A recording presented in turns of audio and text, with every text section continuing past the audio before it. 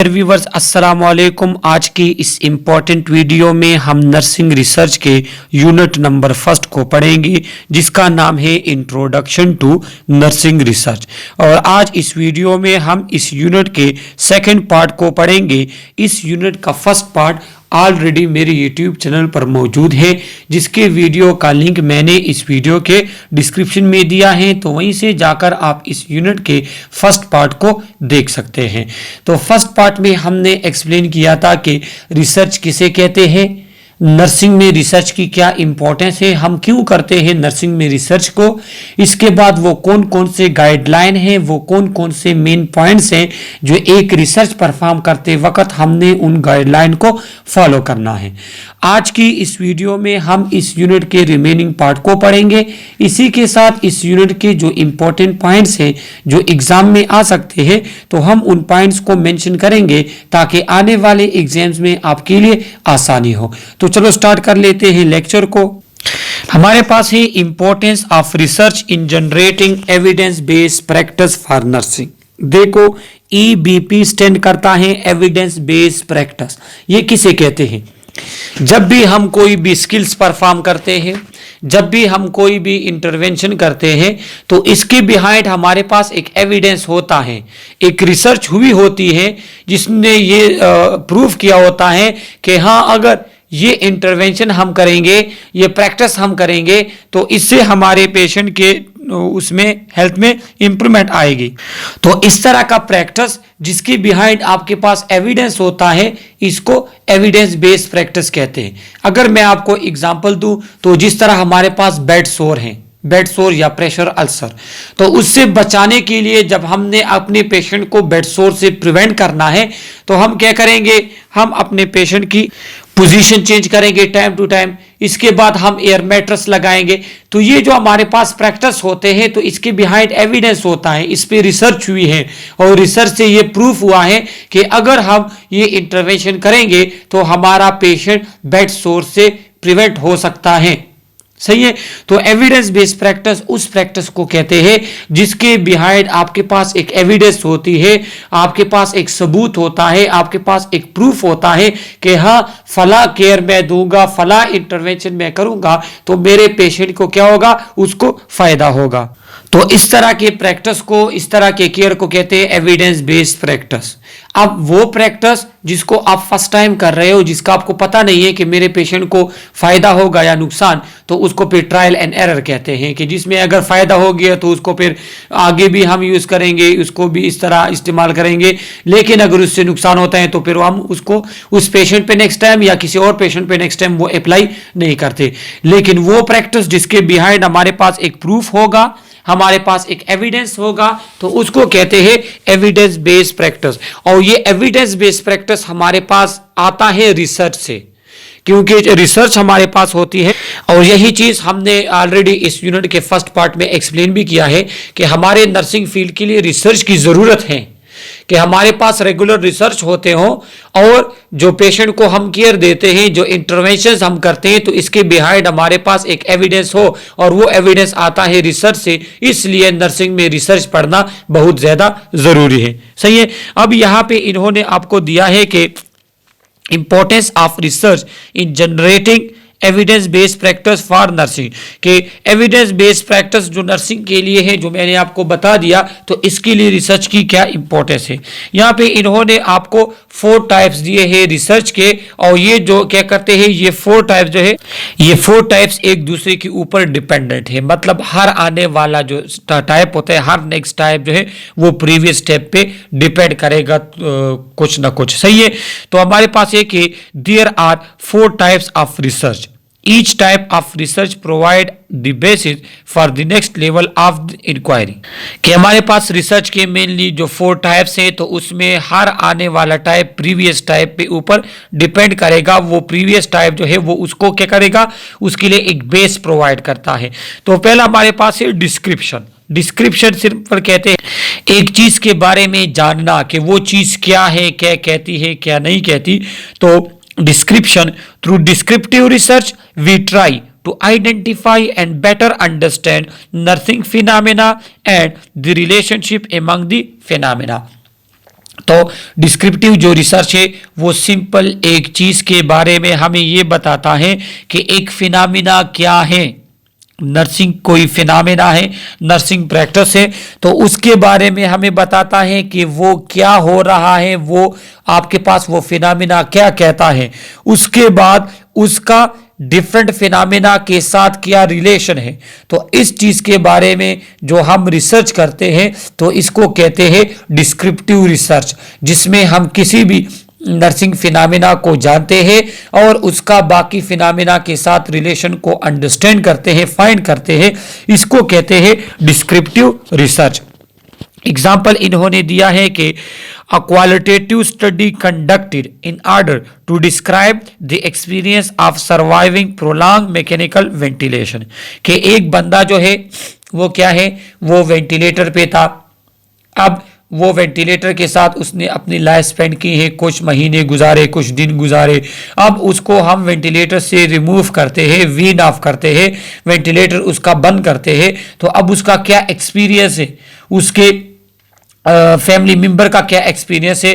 तो ये qualitative study जो हम करते हैं तो ये डिस्क्रिप्टिव स्टडी की एक एग्जांपल है कि हम क्या करते हैं कि इसमें हम ये जानने की कोशिश करते हैं कि एक बंदा हमारे पास जब वेंटिलेटर पे होता है तो उस अगर वो हमारे पास कॉन्शियस है, चीज़ों को समझता है, तो उसका क्या नज़रिया है, उसका क्या ख्याल है, उसको कौन कौन सी चीज़ों की ज़रूरत पड़ती है, उसको साइकोलॉजिकल नीड, फिजिकल नीड कौन कौन से हो सकते हैं। तो जब हम इस चीज़ के बारे में जानने की कोशिश करते हैं, इसको फाइंड करते हैं, ये क्वालिटेटिव स्टडी जो हम करते हैं, तो इसको ये हमारे पास क्या है, ये डिस्क्रिप्टिव स्टडी कहते हैं।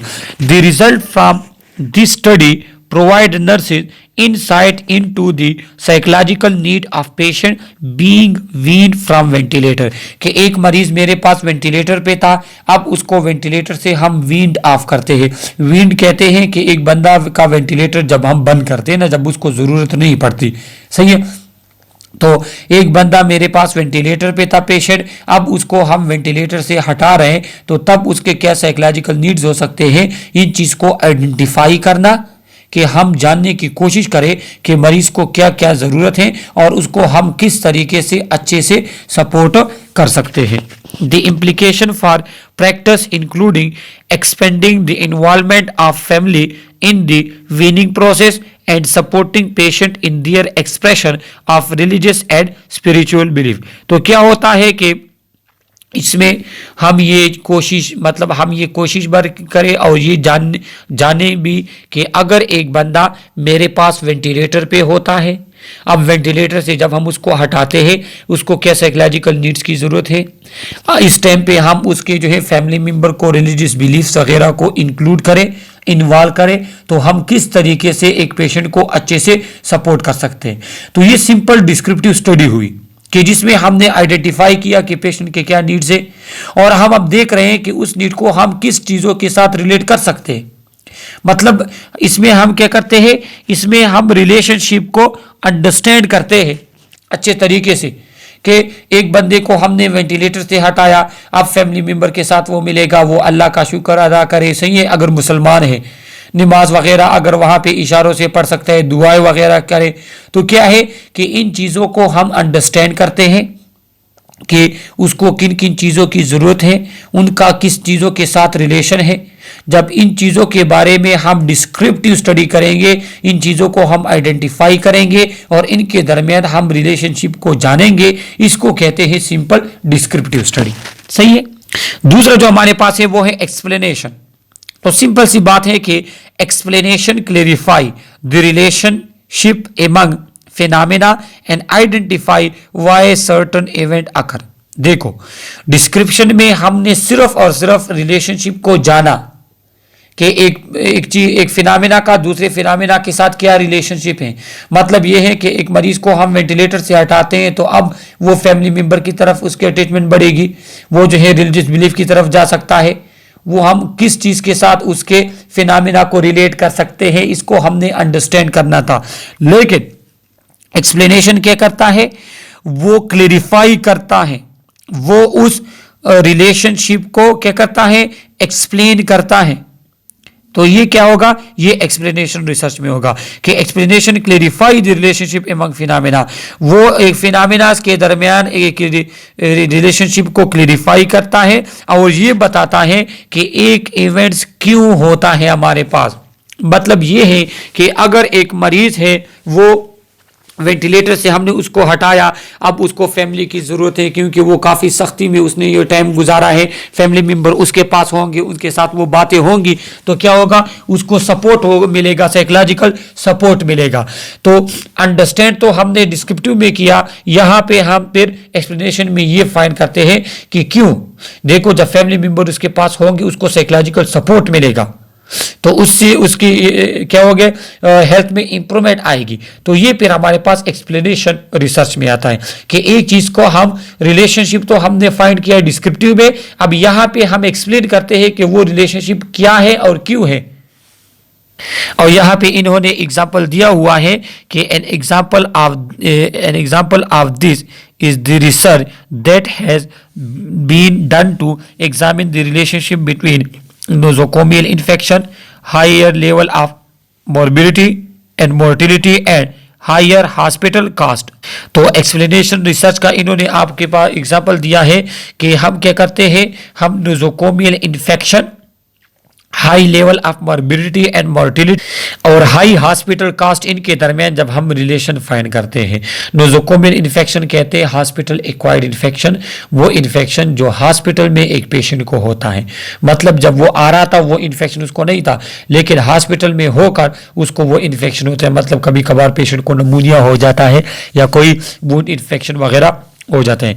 दूसरा मॉर्बिडिटी लेवल कहते हैं डिजीज के लेवल को, मोर्टिलिटी डेथ रेट को कहते हैं, और हायर हॉस्पिटल कास्ट। तो ये जो हॉस्पिटल एक्वायर्ड इन्फेक्शन हो गया, डिजीज हो गई, डिजीज रेट, डेथ रेट और हॉस्पिटल में उसका जो खर्च आता है, तो इनके दरमियान क्या रिलेशनशिप है।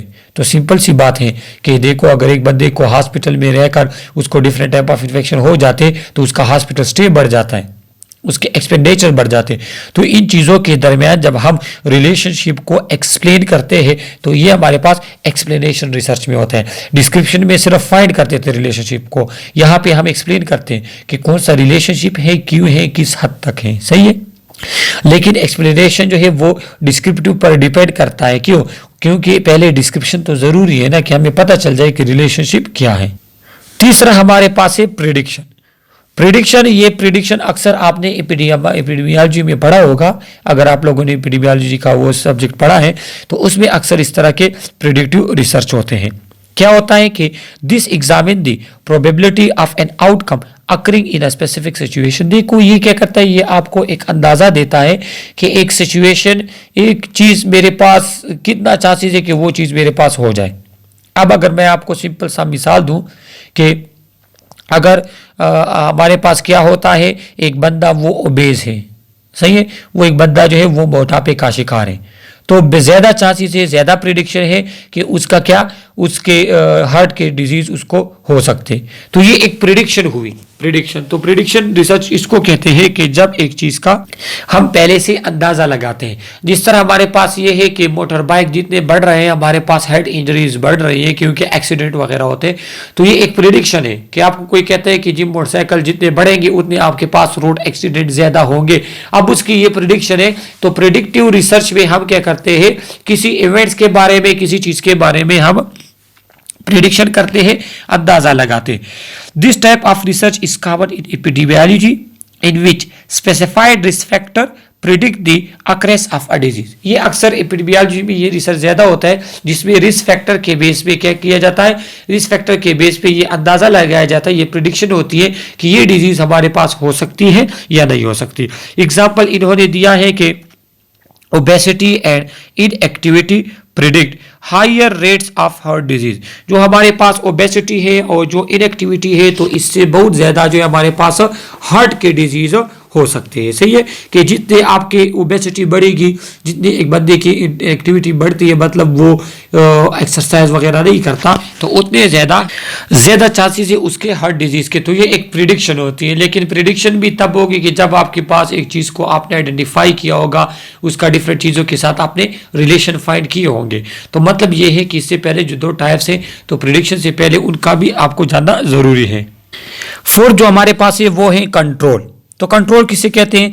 कंट्रोल एक ऐसा रिसर्च टाइप है कि जिसमें हम किसी भी फैक्टर को कंट्रोल कर सकते हैं और हम अपने डिजायर के रिजल्ट लेकर आ सकते हैं। सही है। तो उसमें क्या है कि control is the ability to specify how to produce a desire outcome.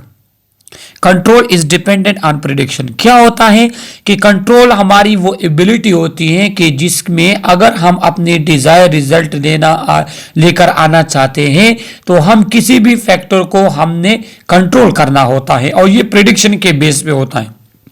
मिसाल के तौर पे अगर प्रिडिक्शन हमने की है कि एक मरीज या एक बंदा अगर मोटा होगा, ओबेस होगा, तो उसमें हार्ट की डिजीज आएंगी, तो ये प्रिडिक्शन हुई। अब अगर हम एक बंदे के मोटापे को कंट्रोल कर ले, तो हम उसको हार्ट के डिजीज से बचा सकते हैं एक हद तक। तो इसको कहते हैं कंट्रोल रिसर्च, कि इसमें हम क्या करते हैं, इसमें हम रिस्क फैक्टर को कंट्रोल करते हैं ताकि हमारे पास वो डिजीज जिसकी प्रिडिक्शन हुई है वो हमारे पास ना आए। तो इसको कहते हैं control research. For example, the incidence of heart disease is reduced when level of obesity and inactivity are controlled, or when a people are normal weight and they exercise. देखो हम क्या करते हैं, हम हार्ट डिजीज के incidence को कम कर सकते हैं। कब? कि अगर हम एक बंदे के मोटापे को कंट्रोल कर ले, उसका वेट नॉर्मल हो जाए और वो प्रॉपर एक्सरसाइज हमारे पास ले, तो इस टाइप ऑफ एक्सरसाइज को कहते हैं कंट्रोल। ये हमारे पास रिसर्च का ये जो टाइप है ये हमारे पास है कंट्रोल।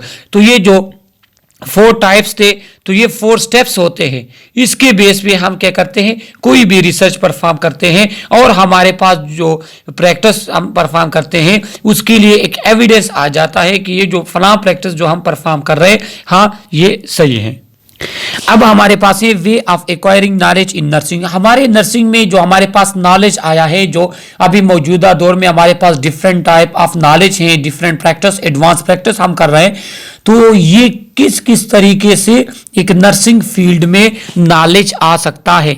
तो ये इंतहाई सिंपल है। पहला हमारे पास है ट्रेडिशन। तो ट्रेडिशन किसे कहते हैं कि this represent knowledge based on truth and belief that come from custom and trend. पहले वक्तों से जो चीजें आ रही हैं, जो रस्मन जो चीजें होती हैं, तो उनको अपनाकर हम क्या करते हैं, हमारे पास नॉलेज आता है। मिसाल के तौर पे जब भी हमने क्या करना है, पेशेंट के पास जाना है, तो राइट साइड पे खड़ा होना है, उसको सलाम करना है, उससे इंट्रोडक्शन करानी है। तो ये ट्रेडिशन में चीज़ें चली आ रही हैं। तो हमारे पास जो नॉलेज आता है उसका एक सोर्स ट्रेडिशन होता है, जो पहले कस्टम्स और ट्रेंड चलते थे, develop with past experience. However, unit are set according to traditional rules might not be effective and efficient. देखो ट्रेडिशन से, रस्म रिवाज से, पहले वक्तों से जो तरीके चले आ रहे हैं, तो उससे भी हमें सीखने को बहुत कुछ मिलता है, लेकिन अब जरूरी नहीं है। उसमें से बहुत से इस तरह के तरीके हैं जो कि अब उतने इफेक्टिव नहीं है। मिसाल के तौर पे पहले जो है बुखार वगैरह को कंट्रोल करने के लिए कोर्स पंजिंग वगैरह होती थी, लेकिन अभी वो तो होती हैं, लेकिन उसके साथ अब मेडिसिन भी देने होते हैं। तो ट्रेडिशन से जो नॉलेज आती है, तो वो ज़रूरी नहीं है कि वो अभी भी उतनी इफेक्टिव हो। सही है। तो वो इफेक्टिव और एफिशिएंट इतनी नहीं होती। Need research for quality of life instruction, और हमें रिसर्च करना होता है, नए तरीके हमने दरियाफ्त करने होते हैं किसी भी पेशेंट को केयर देते वक्त। तो ट्रेडिशन से जो नॉलेज आती है, तो वो एक जरिया है नॉलेज का, लेकिन क्या है, वो इतना इफेक्टिव या एफिशिएंट नहीं होता और हमें रिसर्च करनी पड़ती है। सेकेंड हमारे पास है अथॉरिटी। अथॉरिटी से भी हमें नॉलेज आती है। किस तरह? A person with expertise and power who is able to influence opinion and behavior but may have the information that may not validate from research. देखो एक हमारा सीनियर है मिसाल के तौर पे अगर मैं नर्सिंग रजिस्टर्ड नर्स हूं तो एक मेरा हेड नर्स है या कोई नर्सिंग डायरेक्टर है, तो उसके पास अथॉरिटी होती है, तो वो आपको डिफरेंट रूल्स बताता है कि आपने ये तरीका इस तरह अपनाना है। तो ये भी एक सोर्स ऑफ नॉलेज है ना हमारे पास, कि हमारे पास नॉलेज आती है कि वो कहते हैं कि जी आपने साल में 3 एग्जाम लेने हैं, आपने 2 एग्जाम्स लेने हैं। तो ये भी एक सोर्स हुआ हमारे पास नॉलेज का, जो हमारे हायर अथॉरिटी से हमें नॉलेज मिलता है, जिनके पास एक्सपीरियंस होता है, जो एक्सपर्ट होते हैं।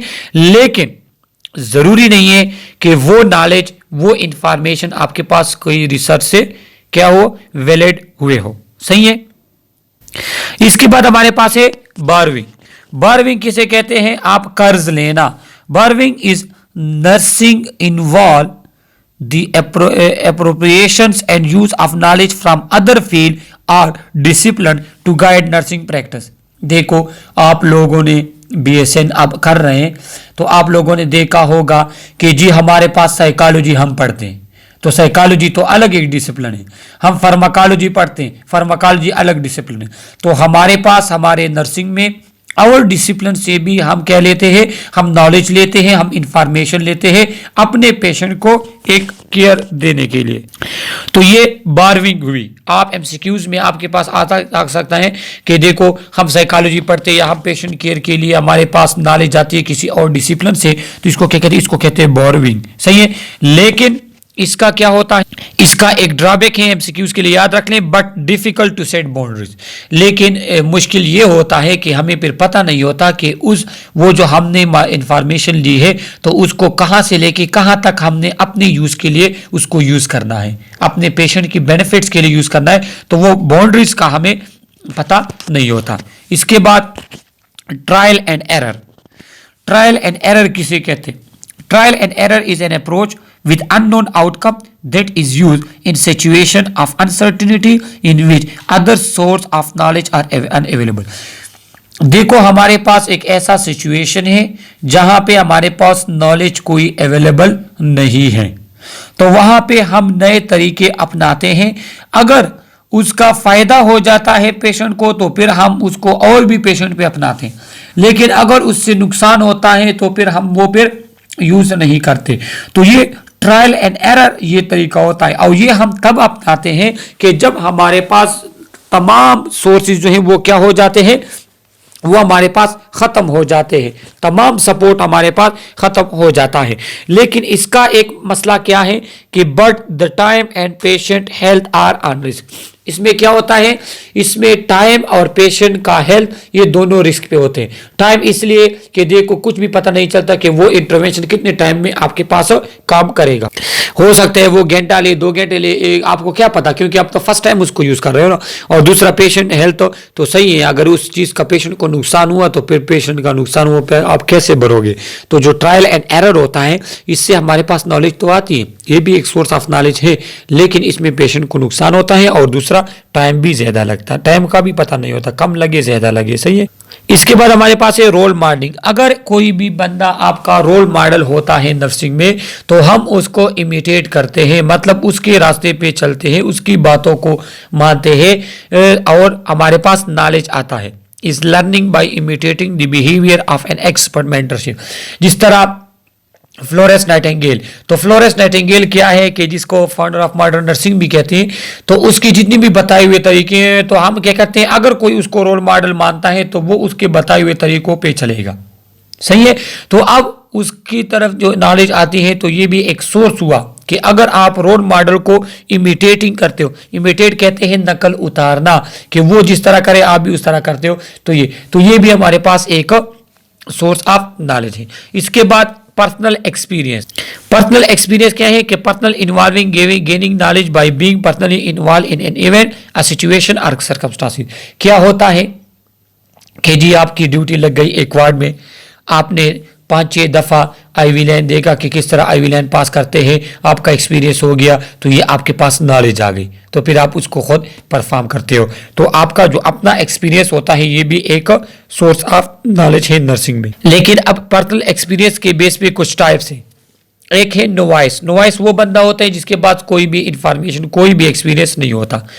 एडवांस बिगिनर वो होता है कि जिसके पास थोड़ा बहुत एक्सपीरियंस होता है और एक चीज पे वो स्टार्ट लेता है। इसके बाद कॉम्पिटेंट। कॉम्पिटेंट कौन बंदे होते हैं कि able to generate and achieve long range goal. ये वो लोग होते हैं कि लॉन्ग रेंज गोल को वो जनरेट कर सकते हैं और अचीव कर सकते हैं, अपने लिए गोल बनाते हैं, अपने लिए एक मकसद चीज को एक मिशन रखते हैं और फिर उसको अचीव करने की कोशिश करते हैं। इसके बाद हमारे पास प्रोफिशिएंट। प्रोफिशिएंट लोग कौन होते हैं कि well experience and could tackle the patient as a whole family and community. ये वो लोग होते हैं जिनके पास एक वेल एक्सपीरियंस होता है और वो पेशेंट को, फैमिली को या कम्युनिटी को क्या कर सकते हैं, टैकल कर सकते हैं, उसको एक चीज़ पे आमादा कर सकते हैं, सेटिस्फाई कर सकते हैं, उसको एक चीज़ पे क्या कर सकते हैं, एक चीज़ की तरफ वो टर्न दे सकते हैं कि मतलब मरीज का आपने ये केयर करना है, मरीज का ये केयर करना है। क्यों? क्योंकि वो प्रोफिशिएंट होते हैं, उनके पास इतना एक्सपीरियंस होता है, वो क्या होते हैं, वेल एक्सपीरियंस बंदे होते हैं। तो तब वो जिम्मेदारी के साथ क्या करते हैं, पेशेंट, कम्युनिटी और होल फैमिली को क्या कर सकते हैं, उसको सेटिस्फाई कर सकते हैं। और एक्सपर्ट तो आपको पता है कि एक बंदा जब अपने फील्ड में एक्सपर्ट होता है, इसका मतलब क्या है, इसका मतलब यह है कि वो किसी भी चीज को, किसी भी प्रोसीजर को कम टाइम में अच्छे तरीके के साथ परफॉर्म कर सकते हैं। तो ये एक्सपीरियंस के लिहाज से लोग होते हैं और ये भी सोर्स ऑफ नॉलेज है लोगों का कि उनका अपना कितना एक्सपीरियंस होता है। इसके बाद हमारे पास ये इंट्यूशन। इंट्यूशन किसे कहते हैं? देखो, इंट्यूशन जब एक चीज को आप परफॉर्म करते हो लेकिन उसको आप लफ्जों में बयान नहीं कर सकते कि ये मैं क्या कह रहा हूं, तो इसको कहते हैं इंट्यूशन। कभी कभार ऐसा होता है कि हम कोई प्रोसीजर करते हैं तो उसमें बहुत सी इस तरह के स्टेप्स कर लेते हैं जिसका हमें खुद भी मतलब इस तरह वो नहीं होता, उसको हम इस तरह एक्सप्लेन नहीं कर सकते कि ये मैंने किया, लेकिन ऑन स्पॉट उनकी जरूरत होती है और ये हमारे एक्सपीरियंस बेस पे होता है। ऐसा नहीं कि खुद से नहीं, ये एक्सपीरियंस बेस पे होता है। तो इसको कहते हैं इंट्यूशन। क्या है कि इंट्यूशन इज एन इनसाइट और अंडरस्टैंडिंग ऑफ अ सिचुएशन और event as a whole that usually can not be explain logically. कि अगर आप एक चीज को अंडरस्टैंड तो करते हो, समझते हो, लेकिन उस लॉजिकली आप उसको बयान नहीं कर सकते कि ये मैंने क्या किया, क्यों किया, इसके बिहाइंड क्या रीजन था।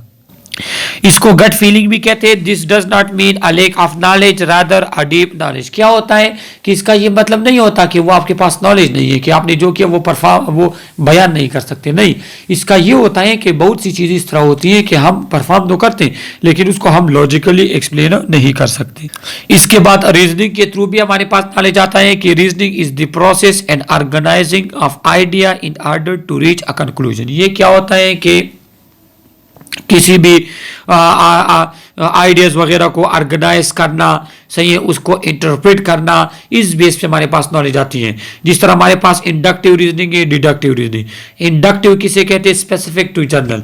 अगर मैं आपको कहूं कि देखो एक नर्स जो है, फला नर्स, नाम ले लेता हूं कि एक अली जो नर्स हैं या उमर मेल नर्स हैं, तो ये अच्छे से काम करता है, इसका मतलब ये है कि तमाम नर्सेज अच्छे से काम करती हैं। तो हम यहाँ इसको कहते हैं inductive reasoning, specific to general जब हम जाते हैं। एक हमारे पास होता है डिडक्टिव रीजनिंग। डिडक्टिव रीजनिंग कहते हैं जनरल टू स्पेसिफिक। अगर हम कहें कि नर्सेज जितने भी होते हैं वो एक्टिव होते हैं, वो 24 आवर काम करते हैं पेशेंट के लिए, तो ये उमर जो मेल नर्स हैं या अली मेल नर्स हैं या जो है उरूज फीमेल नर्स हैं या इस तरह कोई भी आप फीमेल नर्स कहते हो या मेल नर्स, वो भी अच्छे से काम करेगा। तो जनरल नर्सिस से जाके हम एक स्पेसिफिक स्टाफ की तरफ गए तो इसको कहते हैं डिडक्टिव रीजनिंग। तो ये दो तरीके भी हमारे पास इस तरह है जिससे हम नॉलेज को एक्वायर कर सकते हैं। अब हमारे पास है what are the nurses role in the research process. तो रिसर्च प्रोसेस में नर्सिस का क्या रोल है, तो ये ऑलरेडी इस यूनिट के फर्स्ट लेक्चर में मैं एक्सप्लेन भी कर चुका हूं कि according to professional nursing organization such as American nursing association the level of research involvement increase with each successive level of advance educational preparation. देखो, जो हमारे पास एडवांस नर्सिंग ऑर्गेनाइजेशन है, जिस तरह अमेरिकन नर्सिंग एसोसिएशन, तो वो क्या करते हैं कि देखो जिस तरह हमारे नॉलेज लेवल में इंप्रूवमेंट आएगी इस तरह रिसर्च भी जरूरत होता है। देखो हमारे पास हॉस्पिटल साइड पे डिफरेंट टाइप ऑफ स्पेशलिटीज आई हैं, हर मरीजों के डिफरेंट अकसाम आजकल आते हैं, नए नए बीमारियां आती हैं, तो उसी के मुताबिक रिसर्च भी जरूरी है ताकि हमारे पास न्यू इंफॉर्मेशन भी आए। नर्सिंग में भी बहुत ज्यादा जरूरी है कि हमारे पास एक रिसर्च बॉडी हो। However, having BSN or post-run preparation does not preclude or exclude being able to participate in higher level of research। देखो BSN या पोस्टरन लेवल पे तो हम हायर लेवल रिसर्च नहीं करते, लेकिन फिर भी उनको भी रिसर्च में इन्वॉल्व होना चाहिए। अब यहाँ पे इन्होंने एजुकेशनल प्रिपरेशन या एजुकेशनल डिग्री के मुताबिक रिसर्च इन्वॉल्वमेंट लिखी है कि पीएचडी या डॉक्टरेट डिग्री के जो लोग होंगे तो वो क्या करेंगे, साइंटिफिक बेसिस को एक्सटेंड करना, methods to Mayar nursing phenomena को हम किस तरह मायर कर सकते हैं, और लीडरशिप प्रोविजन। तो इन तीनों चीज़ों के बारे में डॉक्टरेट डिग्री लेवल पे हम इन चीज़ों पे क्या करते हैं, रिसर्च परफॉर्म करते हैं। लेकिन जो मास्टर डिग्री होती है तो उसमें इन्वेस्टिगेशन, इसमें जो है access to client, collaborate with each other investigation, facilitate research, provide consultation and analyse and formulate problem. तो इन चीज़ों पे हम फिर क्या करते हैं, रिसर्च परफॉर्म करते हैं। मतलब इन्वेस्टिगेशन किस तरह हम लेंगे, उसके बाद जो है क्लाइंट को किस तरह हम इजीली उसको एक्सेस कर सकते हैं, किस तरह अच्छे से हम उसको केयर दे सकते हैं। इसके बाद जो है रिसर्च को हम किस तरह फैसिलिटेट, किस तरह हम इम्प्रूव कर सकते हैं रिसर्च को। तो ये वो हमारे पास क्या है स्टेप्स, या वो हमारे पास टॉपिक है जिसपे हम मास्टर लेवल पे क्या करते हैं, रिसर्च परफॉर्म करते हैं। तो ये आप लोग फिर एमसीक्यूज के लिए याद रख लें। यहाँ पे जो बैचलर डिग्री लेवल है उसमें हम क्या करेंगे कि जो हमारे पास रिसर्च फाइंडिंग है उसको हम प्रैक्टिस पे अप्लाई करेंगे। इसके बाद जो फाइंडिंग है उनको शेयर करेंगे। Interrupt and evaluate research for practice, कि हम क्या करें कि हमको जो हमारे पास रिसर्च हुए हैं उसको हम स्टडी करें और उसको हम एवेलुएट करें कि कौन सा रिसर्च के जो फाइंडिंग मेरे प्रैक्टिस को अच्छे से इंप्रूव कर सकते हैं। इसके बाद जो एसोसिएट डिग्री हमारे पास होती है, नर्सिंग असिस्टेंट वगैरह, सर्टिफाइड नर्सिंग असिस्टेंट, इस तरह की जो एसोसिएट डिग्री होती है नर्सिंग में, तो उसमें क्या होता है कि कलेक्ट डेटा, प्रॉब्लम को आइडेंटिफाई करना और appropriate the value of research, के हमारे अप्रिशिएट कि हमारे पास एक रिसर्च का क्या फ़ायदा होता है हमारे नर्सिंग फील्ड में। तो ये चीज़ें हम फिर एसोसिएट डिग्री में इन स्टेप्स मतलब डायरेक्शन पे हमने रिसर्च करना है। तो ये हर एक लेवल पे हमने एक स्पेसिफिक टाइप ऑफ रिसर्च करने होते हैं, तो वो हमारे पास आप लोग एमसीक्यूज के लिए याद। अब यहाँ पे एक एक्टिविटी इन्होंने दी है, ये कुछ स्टेप्स इन्होंने दिए हैं, ये आपके एमसीक्यूज में आएंगे, इसको आप एमसीक्यूज के लिए याद रख लें कि lead health care team in making change in nursing practice. अगर ये इस टाइप ऑफ रिसर्च ये बीएसएन के स्टूडेंट, एमएसएन के या पीएचडी के, ये कौन से स्टूडेंट इसको परफॉर्म करेंगे।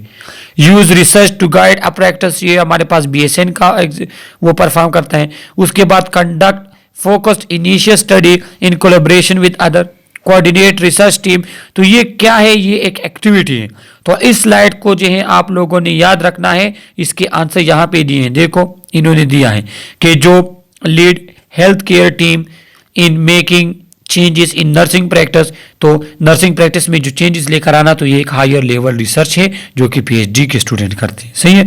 उसके बाद रिसर्च को प्रैक्टिस के लिए यूज करना, ये बीएसएन के लोग। उसके बाद conduct focused initial study in collaboration with other, ये बीएसएन के। तो ये हमारे पास क्या होते हैं, हर एक डिग्री लेवल पे आपने अपना अपने टाइप का रिसर्च करना होगा। ये स्लाइड आप एमसीक्यूज के लिए याद रख ले, इससे आपका एमसीक्यूज आ सकता है।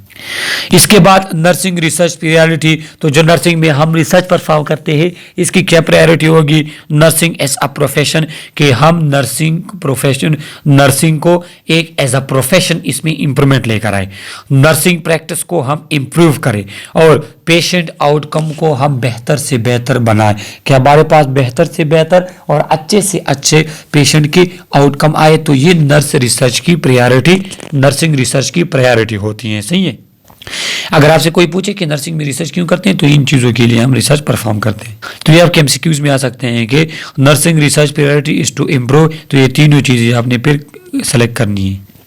Nursing research priority evaluate and improve nursing care based on new and credible knowledge, के जो हमारे पास नॉलेज होता है उसके बेस पे हम क्या करें, नर्सिंग केयर को इम्प्रूव करें, उसको एवेलुएट करें। Provide evidence on which to base our nursing care, के हमारे पास जो नर्सिंग केयर देते हैं तो उसके बिहाइंड हमारे पास एविडेंस आए, हम एविडेंस बेस्ड प्रैक्टिस परफॉर्म करें। तो ये कहाँ से आएगा, रिसर्च से आएगा। Offer quality and cost containment practice, हम इस तरह का ट्रीटमेंट दे पेशेंट को कि उससे उसके हेल्थ में भी इंप्रूवमेंट आए और उसका खर्चा भी कम से कम हो, continue growth of nursing as a profession, nursing profession में तरक्की आए, health nurse to achieve its own professional, जो हमारे अपने प्रोफेशनल आइडेंटिटी है, जो हमारा पास क्या है कि एज अ नर्स जो हमारा आइडेंटिटी है ना, कोई चार्ज नर्स होता है, कोई रजिस्टर्ड नर्स होता है, कोई हमारे पास क्या होते हैं कि नर्सिंग रिसर्चर होता है, हमारे पास नर्सिंग डायरेक्टर, तो इसके लिए भी रिसर्च ज़रूरी है। Help to identify the boundary of nursing, हमें बाउंड्रीज ऑफ नर्सिंग का भी पता चले कि कौन से काम हमारे डोमेन में आते हैं, कौन से काम डॉक्टर्स के डोमेन में आते हैं, कौन कौन से एस्पेक्ट्स को हमने स्टडी करना है, कौन कौन से एस्पेक्ट्स में हमने क्या करना है, उसको हमने स्टडी नहीं करना। तो ये बाउंड्री हमें रिसर्च से पता चलती है। अब ये एक रिसर्च प्रोसेस है जो आगे आने वाले लेक्चर्स में हम एक्सप्लेन करेंगे। पहले रिसर्च प्रॉब्लम एंड पर्पज होता है कि हम क्यों रिसर्च करते हैं, उसके बाद लिटरेचर रिव्यू, फिर इसके बाद एक स्टडी फ्रेमवर्क हम बनाते हैं, फिर उसके बाद हमारे पास उस रिसर्च के ऑब्जेक्टिव्स और क्वेश्चन आते हैं जिसको हमने फाइंड करना होता है। उसके बाद हम वेरिएबल्स को स्टडी करते हैं कि कौन कौन से वेरिएबल्स हमारे पास हैं, वो चीज़ें जो चेंज होती हैं। उसके बाद हम एजम्पशन बनाते हैं, एजम्पशन। उसके बाद रिसर्च डिज़ाइन होता है कि मैंने कौन सा रिसर्च डिज़ाइन यूज़ करना है, ये भी एक ही वीडियो लेक्चर है रिसर्च डिज़ाइन का, सही है। उसके बाद फिर मैंने क्या करना है, अपने लिए सैंपल और लोग को सेलेक्ट करना है जिन पे मैं रिसर्च करूँगा। इसके बाद मैंने यूज़ करने हैं मेथड ऑफ मेजरमेंट, मैं कौन कौन से मेथड यूज़ करता हूँ। उसके बाद डेटा कलेक्शन मैं किस तरह करूँगा, वो जो मैंने डेटा कलेक्ट किया, जमा किया इन्फॉर्मेशन, उसको मैं किस तरह एनालाइज करूँगा, और मेरे पास मेरी रिसर्च के क्या रिजल्ट होंगे, और उन आउटकम का क्या फ़ायदा होगा, क्या नुकसान होगा, और मेरी रिसर्च में कौन कौन सी कमियां हैं जिसमें इंप्रूवमेंट की ज़रूरत है। तो ये मेरे पास क्या है, एक नर्सिंग रिसर्च का प्रोसेस होता है। ये स्टेप से, ये स्टेप वाइज आप ये 2 स्लाइड रटा कर ले, याद रख ले, और इसका एक यूनिट आएगा जिसमें एक एक चीज़ को हम फुल डिटेल के साथ एक्सप्लेन करेंगे। और लास्ट स्लाइड हमारे पास है कि how evidence based practice develop, evidence based practice किस तरह आता है। तो ये मैंने आपको बताया भी था कि जब किसी भी प्रैक्टिस के बिहाइंड आपके पास एक रीजन होता है, एक लॉजिक होता है, वो एविडेंस बेस्ड प्रैक्टिस हमारे पास कहलाता है। Evidence based practice is developed through a combination of research approach, different research एक चीज पे हो जाए, तजुर्बे हो जाए, उसके बाद वो प्रूफ हो जाए, तो हम वो फिर परफॉर्म करते हैं। Through qualitative research, we are able to better understand the patient and family experience with health and illness. देखो क्वालिटेटिव रिसर्च किसे कहते हैं, क्वालिटेटिव क्वांटिटेटिव रिसर्च का हमारे पास एक अलग यूनिट है।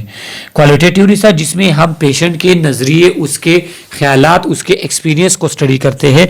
तो यहाँ पे कहते हैं कि क्वालिटेटिव रिसर्च से हमें अच्छे तरीके से पता चल जाता है कि एक बीमारी के साथ एक पेशेंट की क्या फीलिंग है और इसके फैमिली मेम्बर्स की क्या फीलिंग है।